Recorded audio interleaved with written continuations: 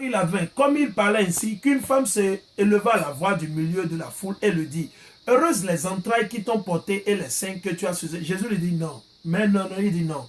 C'est vrai, j'étais né par ma maman Marie. Il dit non. Tu sais qui sont heureux? Voici ceux qui sont heureux. Maintenant, Jésus lui dit, ce que tu viens de dire, madame, c'est pas important. Ça n'a aucun sens. Il dit, heureux plutôt ceux qui écoutent la parole de Dieu et l'observent. Comme je vous enseigne, je vous édifie maintenant. Vous écoutez et vous mettez en pratique. Quelles sont les lois? Ne mangez plus le porc, les rats, les souris, comment ils sont dit, les chauves-souris, les conneries, les poissons qui n'ont pas d'écailles et de faim. Ne mangez plus de ces poissons. Les crevettes, tout ça là, c'est des nourritures abominables. C'est tout qu'on nous avait enseigné quand on était enfant. On a juste suivi, on ne savait pas. On vivait dans le péché. Mais quand vous grandissez et on vous enseigne quelque chose, c'est pour ça que la Bible dit, on doit être rené à nouveau, renaître à nouveau. Ok? J'espère que vous me suivez. On va aller dans le livre de Jacques. Jacques au chapitre, je vais lire Jacques au chapitre 1. Jacques au chapitre 1, verset 22 à 24. C'est Jacques qui disait, il dit, mettez la parole en pratique. Comment vous mettez la parole en pratique? Les lois que peut parler la Bible, c'est plein de lois, c'est rempli de lois. Et ce qui est important, c'est d'observer ces lois. C'est la seule chose qui va vous sauver. C'est la seule chose. Je m'en fous si vous allez à l'église le dimanche. Ça ne va pas vous sauver, non. Je dis, la seule chose qui va vous sauver, délivrer, observez les lois, les commandements de Dieu. Et ces lois sont écrites dans les livres de Genèse, Exode, Lévitique, Nombre et Deutéronome. Je répète toujours, je vais toujours les ramener parce que c'est les lois là qui feront de nous qui nous sommes. C'est ça qui fait la différence entre nous et les autres nations. C'est important, chers frères et sœurs, c'est important. Il faut mettre de côté tout ce qu'on vous a enseigné dans ces églises. Je vous en prie, mettez de côté.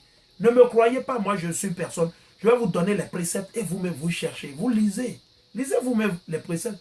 L'Esprit Saint va vous donner la compréhension. Tant que vous observez les lois, mais tant que vous n'avez pas observé, gardé les lois de Dieu, vous n'allez jamais comprendre la Bible. C'est scellé. Dieu l'a fait comme ça. Donc je continue, dit 22. Mettez la parole en pratique. Ne soyez pas seulement des auditeurs qui s'abusent eux-mêmes. Donc, vous écoutez et vous repartez encore péché. Vous écoutez et vous repartez encore péché. C'est ce que Jacques disait. Il dit, mettez la parole en pratique. Ne soyez pas seulement des auditeurs. Auditeur, c'est quelqu'un qui écoute juste. Qui s'abuse eux-mêmes. Qui écoute la parole sans la mettre en pratique. Vous voyez? Vous écoutez la parole, vous ne la mettez pas en pratique. Ressemble à un homme qui observe sa physionomie dans un miroir. Ça, c'est une insulte. Jacques, il disait quelque chose de très très fort. Il s'observe pas et oublie comment il était. Vous voyez, non? Je vais aller dans le livre de Deutéronome. Je vais dans le livre de Deutéronome. Je vais dans Deutéronome chapitre 5, verset 28.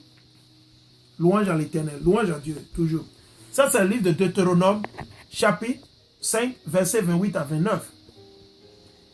Dieu dit, Dieu entendit ce que vous disiez et il me dit, j'ai entendu les paroles de ce peuple, le peuple d'Israël. Tout ce qu'ils t'ont dit est bien. Dieu dit tout ce qu'ils ont dit à Moïse, c'est bon. Ah, si leur cœur pouvait toujours être ainsi, il dit si leur cœur, pas ça là, leur cœur, leur tête, leur cerveau, pour me craindre et garder mes commandements, en sorte qu'ils soient heureux à jamais. Eux et leurs fils. Vous voyez? C'est ce que Dieu dit. Pour qu'on soit heureux ou pour qu'on prospère, il dit quoi? Ah, si leur cœur, ça c'est le cœur, ça, ce n'est pas ça là. La Bible, quand elle parle du cœur, c'est de ta tête, le cerveau. Ok, le cœur ne pense pas. C'est juste un organe dedans là. C'est dans la tête qu'on pense. Ah, si leur tête, si leur cerveau pouvait toujours être ainsi, pour me craindre, avoir la crainte de Dieu, pas la crainte d'un homme, d'un président, d'un premier ministre, un roi. Non. La crainte et garder mes commandements en sorte qu'ils soient heureux à jamais, eux et leurs enfants. Je vais aller dans Isaïe, chapitre 28, verset 13 encore. Isaïe, chapitre 28, verset 13. Isaïe, chapitre 28, verset 13. Ça, c'est le livre d'Isaïe. Et des chapitre 28, verset 13. Et je lis.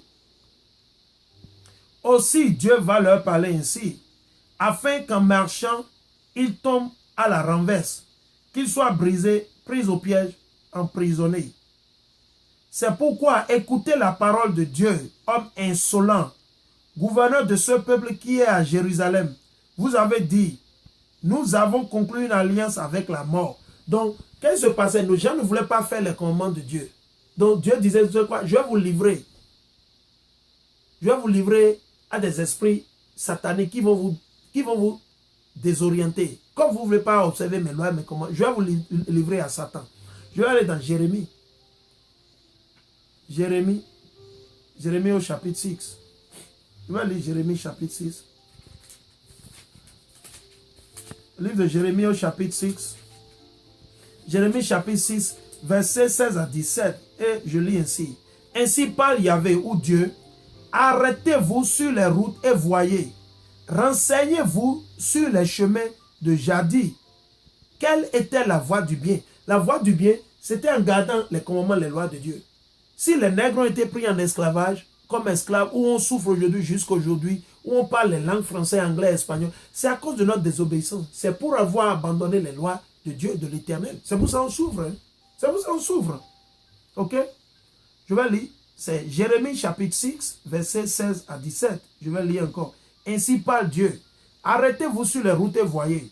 Renseignez-vous sur les chemins de jadis. Quelle était la voie du bien? La voie du bien, c'était les lois et les commandements de Dieu. Suivez-la et vous trouverez le repos pour vos âmes. Vous voyez, très simple. Suivez les lois et les commandements, vous trouverez le repos pour vos âmes. Mais ils ont dit, voilà ce que nous disons souvent, mais ils ont dit, nous ne la suivrons pas. Oh, on ne va pas faire les lois et les commandements de Dieu. Oh, ça là c'est passé. C'est le Nouveau Testament. Oh, ça c'est l'Ancien Testament. Le Nouveau Testament, Jésus est mort, c'est qu'on peut faire tout ce qu'on veut. Où? Paul a dit ça. Paul n'a jamais dit de manger le porc quelque part. Paul n'a jamais dit ça. Ok? Paul, il n'a jamais dit ça. C'est des mensonges que vous mettez sous le nom des apôtres et des prophètes. Ok? C'est très, très dangereux. Très, très dangereux.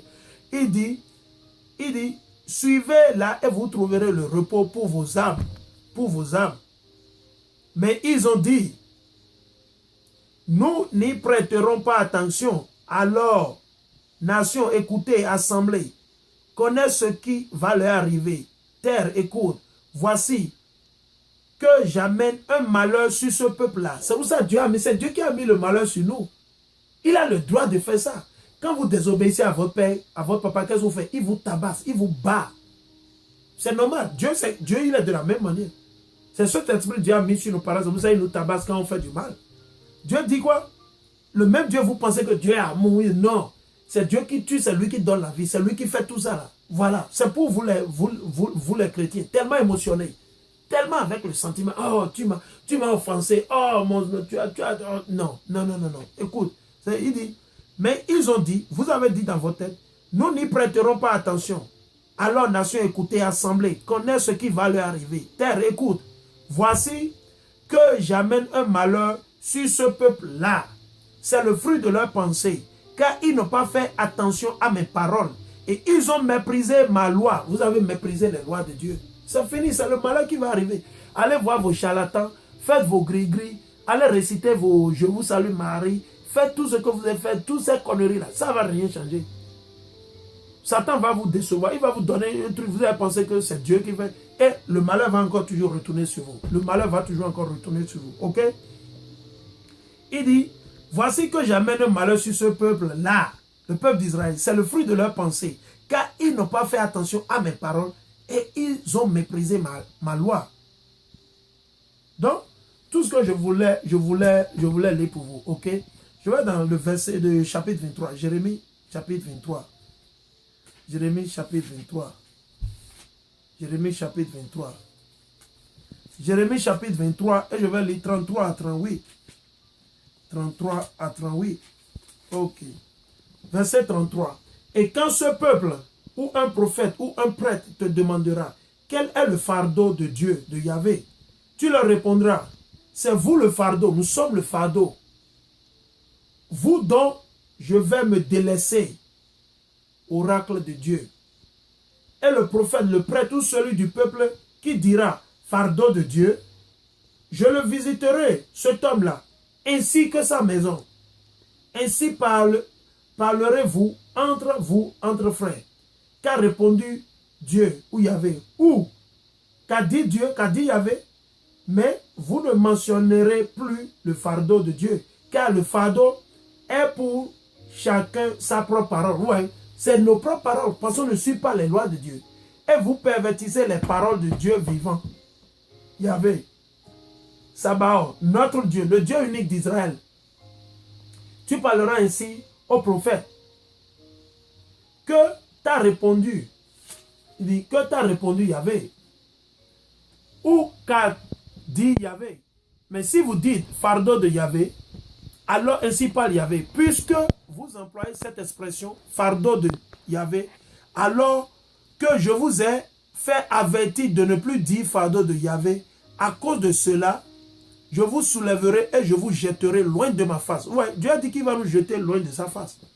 Et vous, et la ville que j'avais donnée à vous et à vos pères, Jérusalem, c'est pour ça qu'on vit éparpillé en Afrique de l'Ouest, en Amérique, en Europe, dans les Caraïbes. C'est pour ça qu'on vit. Parce que notre terre, originalement, c'est Jérusalem. Ceux-là qui vivent à Jérusalem aujourd'hui, ce ne sont que des imposteurs, ok? Ce ne sont que des imposteurs. C'est les faux juifs. C'est pour ça qu'ils appellent Jewish. Jewish, ok? Il dit, et je mettrai sur vous un opprobre éternel. Waouh! Un opprobre éternel, ça dit, ça va continuer jusqu'au jour où on va mourir. Sur nos enfants, petits-enfants, tout ça, jusqu'au jour où on sera totalement détruit. Waouh! Une confusion éternelle et inoubliable. C'est pour ça, tout ce qui nous arrive là, les gens se demandent, mais pourquoi tout ça? Non, c'est Dieu qui a fait ça. Parce que vous ne voulez pas garder ses lois et ses commandements. C'est très simple. C'est très simple. Vous ne pouvez pas vivre comme ça. Allons dans le livre, l'évangile de Luc. Toujours Luc. Luc. Évangile de Luc. Évangile de Luc. Au chapitre 12. On va voir ce que Jésus a dit. Parce que les chrétiens, ils aiment toujours aller dans le Nouveau Testament. Malgré qu'ils ne comprennent même pas le Nouveau Testament. Évangile de Jésus selon Saint Luc. Au chapitre 12. Verset 15 à 21. Verset 15 à 21. Luc chapitre 12, verset 15 à 21. Puis il leur dit, attention, gardez-vous de toute cupidité, car au sein même de l'abondance, la vie d'un homme n'est pas assurée par ses biens. Donc être riche ne veut pas signifier que votre vie est assurée. Au contraire, vous vous préparez pour aller en enfer. Il leur dit alors une parabole. Il y avait un homme riche dont les terres avaient beaucoup rapporté. Ok, un riche. Et il se demandait en lui-même, que vais-je faire? Que vais-je faire? Car je n'ai pas où recueillir ma récolte. Puis il se dit, voici ce que je vais faire. J'abattrai mes greniers, j'en construirai de plus grands. J'y recueillerai tout mon blé et mes biens. Et je dirai à mon âme, tu as quantité de biens en réserve. Pour de nombreuses années, repose-toi, mange, bois, fais la fête. Mais Dieu lui dit, insensé, parce que ce sont les mentalités qu'on a. Comme on a des compagnies ici, on a ça, tout ça, on pense que c'est fini, donc on est bon, tout ça. Mais Dieu dit, man, il dit quoi? Mais Dieu lui dit, insensé, cette nuit même, on va te demander ton âme. Ça dit, tu vas mourir cette nuit-là même. Tu penses que tu as la richesse? Comme vos présidents, ou bien vos gens qui se sont amassés les sous et ils s'en foutent des pauvres. Pendant que ce sont les richesses de ces pauvres-là qu'ils ont volées. Ok? Il dit quoi? Insensé, cette nuit même, on va te redemander ton âme. Tu vas mourir. Et ce que tu as amassé, qui l'aura? Donc Dieu lui demande. Et toutes ces richesses que tu as 30 villas en France, 50 villas aux États-Unis, tu as 180 dans les Caraïbes, tu as 3 en Afrique. Il dit, est-ce que tu as amassé, qui l'aura? Ainsi est-il de celui qui thésaurise pour lui-même, au lieu de s'enrichir en vue de Dieu. Pour s'enrichir en vue de Dieu, c'est d'observer les lois et les commandements de Dieu, d'enseigner la Bible à ses frères, de leur dire la vérité. C'est comme ça que tu as la richesse. La richesse, c'est pas le truc, oh, j'ai 10 millions, je suis milliardaire, tout ça, c'est quoi? Tu vois, on va mourir, laisser tout ça. La vraie richesse même, c'est ça, c'est en observant et en gardant les lois et les commandements de Dieu. Ok? Et je vais aller dans Jérémie 43. Il y a beaucoup de préceptes. Jérémie 43. Je vais aller dans Jérémie au chapitre 43. On va voir. Jérémie chapitre 43, verset 1 à 7. Ok, c'est un livre de Jérémie. Chapitre 43, verset 1 à 7. Lorsque Jérémie eut achevé de dire à tout le peuple d'Israël toutes les paroles de Yahvé leur Dieu, dont Yahvé leur Dieu l'avait chargé pour eux toutes les paroles rapportées. Azaria, fils de Hoshaya, Yonanan, fils de Kaira, et tous ces hommes insolents répondirent à Jérémie. C'est un mensonge que tu débites. Donc, Jérémie le prophète leur disait la vérité et il disait que c'est un mensonge. Jérémie leur disait, il prophétisait, il disait à Jérémie que c'est un mensonge. Comme je suis en train de vous édifier actuellement. Certains vont dire peut-être que c'est du mensonge, ils racontent. Ok, il n'y a pas de problème, c'est bon. Que Dieu vous bénisse. C'est tout ce que moi j'ai dit. Que Dieu vous bénisse. Il dit, c'est un mensonge que tu débites. Yahvé notre Dieu ne t'a pas chargé de dire, n'allez pas en Égypte pour y séjourner. Donc nos aïeux voulaient aller en Égypte pour aller rester là-bas parce que c'était durant la captivité babylonienne. Donc il y a beaucoup d'entre eux qui voulaient aller se réfugier en Égypte pour pouvoir échapper, comment ils ont dit, au malheur. Mais voilà. Il dit, mais c'est Baruch, fils de Néria. Baruch, c'est un prophète aussi, au temps de Jérémie. Mais le problème, c'est quoi? Baruch, ces livres ont été enlevés. Ouais, c'est un prophète très très fort. Il dit, mais c'est Baruch, fils de Néria, qui t'incite contre nous pour nous livrer aux mains des Chaldéens, qui nous mettront à mort. Donc, il se disait que c'est Baruch qui disait à Jérémie de venir leur dire un tel truc pour que les Chaldéens viennent arrêter nos gens et les mettre à mort et les tuer. Ou nous déporterons à Babylone. Vous voyez? Aussi, ni Yonan, fils de Kéra, ni aucun des officiers, ni personne du peuple n'obéit à la voix de Yahvé. Ils n'ont pas obéi à la voix de Dieu. Ils n'ont pas voulu exécuter en demeurant au pays de Juda. Donc, ils n'ont pas voulu rester à Jérusalem ou en Judée. Yonan, fils de Karéa, et tous les chefs de l'armée emmenèrent tout le reste de Juda, ceux qui étaient revenus de chez tous les peuples où ils étaient dispersés pour habiter au pays de Juda. Donc, certains d'entre eux, il y a beaucoup que Karéa a fait ramener, il les a fait vivre à Juda. Hommes, femmes et enfants, ainsi que les fils du roi et toutes les personnes que Nebuzaradan, commandant de la garde, avait laissées avec Godolias, fils d'Ahikam, fils de Shaphan, notamment le prophète Jérémie et Baruch, fils de Néria. Ils se rendirent donc en Égypte, puis ils n'obéirent pas à la voix de Yahvé et parvinrent à Tapanhes. Donc ils ont désobéi à Dieu. Ils sont allés en Égypte avec force. Je vais lire le verset 44, verset 16. Ça, c'est le livre de Jérémie, chapitre 44, verset 16. Je vais lire même à partir du 15. Alors tous les hommes qui savaient que leurs femmes encensaient des dieux étrangers et toutes les femmes présentes, une grande assemblée et tout le peuple établi au pays d'Égypte et à Patros, firent cette réponse à Jérémie. Donc Dieu a envoyé Jérémie pour leur dire, vous ne devez pas aller, pourquoi vous avez fait ci? Écoutez la parole de Dieu. Maintenant, voilà ce qu'ils ont dit. En ce qui concerne la parole que tu nous as adressée au nom de Yahvé, c'est ce que les femmes là, ces femmes qui faisaient la sorcellerie, c'est ce qu'ils ont répondu à qui? À Jérémie. Ils disent quoi? En ce qui concerne la parole que tu nous as adressée au nom de Yahvé, nous ne voulons pas t'écouter. Donc ils n'ont pas voulu écouter Jérémie. Waouh, ok. Mais nous continuerons à faire tout ce que nous avons promis. Offrir de l'encens à la reine du ciel. La reine du ciel, c'est la Vierge Marie que vous adorez aujourd'hui. La Vierge Marie que vous adorez, c'est la même chose. C'est des conneries, c'est du satanisme. C'est de l'idolâtrie. C'est de la sorcellerie, ok? Arrêtez de perdre tout votre temps. Vos images de faux Jésus blanc, les trucs de Marie. Brûlez toutes ces images. Je vous dis, brûlez tous ces trucs. Et Dieu va vous envoyer l'Esprit Saint. Ok? Il dit, offrir de l'encens à la reine du ciel et lui verser des libations comme nous le faisons, nous et nos pères, nos rois et nos princes, dans les villes de Juda et les rues de Jérusalem. Alors, nous avions du pain à satiété, nous étions heureux et nous ne voyions point de malheur. Mais depuis que nous avons cessé d'offrir de l'encens à la reine du ciel et de lui verser des libations, nous avons manqué de tout et en avons péri par l'épée et la famine.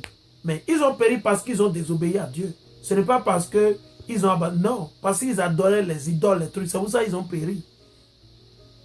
D'ailleurs, quand nous offrons de l'encens à la reine du ciel et lui versons des libations, est-ce que c'est à l'insu de nos maris que nous le faisons, des gâteaux qui la représentent et lui versons des libations? Donc les mêmes conneries qu'il faisait. Ézéchiel au chapitre 20. Ézéchiel au chapitre 20. Allez là-bas vite fait. Ézéchiel au chapitre 20. Ézéchiel au chapitre 20. Ézéchiel au chapitre 20. Et je vais juste lire. Je vais juste lire du verset 1 à 3. Il dit, la 7e année au 5e mois, le 10 du mois, quelques-uns des anciens d'Israël vinrent consulter Dieu et s'assirent devant moi. Donc, ils se sont assis devant Ézéchiel. Ils se sont assis devant Ézéchiel. La parole de Yahvé me fut adressée en ces termes. Fils d'homme, parle aux anciens d'Israël, tu leur diras, ainsi parle le Seigneur Yahvé. Est-ce pour me consulter que vous venez? Par ma vie, je ne me laisserai pas consulter par vous, oracle du Seigneur Yahvé. Vas-tu les juger, fils de... Parce qu'ils écoutaient juste et ils n'observaient pas. Ils n'observaient pas. Je vais aller dans le chapitre 22, verset 27. Ça, c'est Ézéchiel chapitre 22, verset 27. Je vais lire. Ces chefs au milieu d'elles sont comme des loups qui déchirent leur proie et versent le sang. C'est tout ce qu'on fait. Ils font que verser le sang. Faisant périr les gens pour voler leurs biens. Ils tuent les gens pour voler leurs biens. Il n'y a rien de nouveau sous le soleil. Matthieu 6, verset 24. Matthieu 6, verset 24. On va voir ce que... Matthieu 6, verset 24. Matthieu 6, verset 24. Matthieu 6, au verset 24.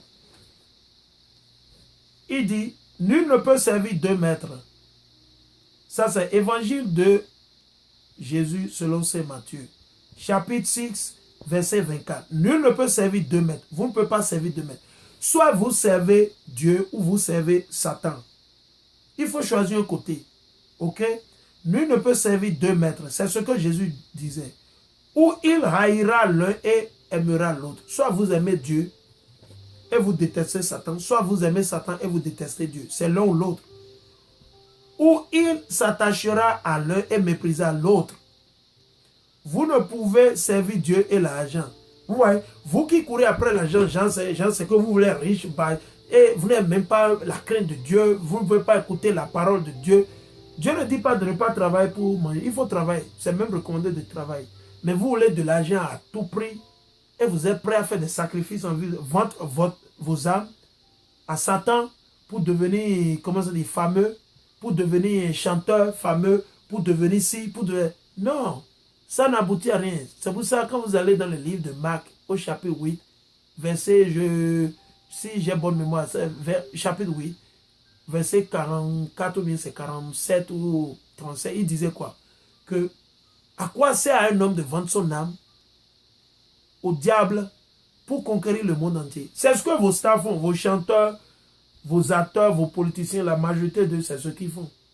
C'est pour ça qu'ils brillent. C'est un truc qui vient directement du royaume de Satan. Satan, il est le prince de la lumière. Donc, il va agir de telle sorte que les gens vont penser que c'est Dieu qui agit ainsi. Mais ce n'est pas Dieu, c'est Satan. Il a un pouvoir. Dieu lui a attribué un pouvoir pour punir le méchant, les pécheurs. C'est très simple. Donc, vous voyez, Jésus a été clair, il dit, nul ne peut servir 2 maîtres. Ou il haïra l'un et il aimera l'autre. Ou il s'attachera à l'un et il méprisera l'autre. Vous ne pouvez servir Dieu et l'argent. C'est 2 choses différentes. C'est 2 choses différentes. À bon entendeur, salut. Je vais aller dans le chapitre 7. Le chapitre 7, on va aller le verset 24 à 27. J'aime les paroles de Jésus parce que c'est trop fort. Il n'a fait que répéter ce que les prophètes qui étaient venus avant lui ont dit. Chapitre 7, verset 24 à 27. Ainsi, évangile selon saint Matthieu, évangile de Jésus selon saint Matthieu, au chapitre 7, verset 24 à 27. Ainsi, quiconque écoute ces paroles que je viens de dire et les met en pratique, Jésus répète toujours, et les met en pratique, il faut mettre en pratique. Arrêtez de vous mentir, de mentir à Dieu, d'utiliser son nom, ok, pour vos conneries, peut se comparer à un homme avisé qui a bâti sa maison sur le roc. La pluie est tombée, les torrents sont venus, les vents ont soufflé et se sont déchaînés contre cette maison. Et elle n'a pas coulé. Vous voyez, on avait déjà lu ça. On avait déjà lu ça dans Luc. Le même précepte. Ce qu'elle avait été fondée sur le roc. Et quiconque entend ces paroles que je viens de dire et ne les met pas en pratique, quand vous ne mettez pas maintenant les lois, les paroles de Dieu en pratique, peut se comparer. Donc, il faut que tu te compares à un homme insensé. Tu n'es même pas intelligent. Tu as te dire que tu es intelligent, mais tu n'es pas insensé, qui a bâti sa maison sur du sable. La pluie est tombée, les torrents sont venus, les vents ont soufflé, boum, boum, boum, par-ci. Elles se sont ruées sur cette maison et elle s'est écroulée. C'est tout ce qu'il voulait dire, vous allez périr. Ceux qui ne observent pas les lois, ceux qui ne gardent pas, n'observent pas les lois, les commandements de Dieu, ils vont périr. Ils vont périr et aller en enfer. Et grande a été sa ruine. Très simple. Très simple. Je vais aller dans Matthieu 19. Matthieu 19. Suivez avec moi. Matthieu, chapitre 19, verset 22. Matthieu, chapitre 2. Entendant cette parole, le jeune homme s'en alla construire, car il avait de grands biens. Parce que c'était un riche. Le jeune homme riche. Quand il demandait à Dieu, il a fait ci, tout ça, comment il peut accéder à la vie éternelle. Dieu lui a dit de vendre toute sa richesse et de donner ça aux pauvres. Quand il a entendu ça, il a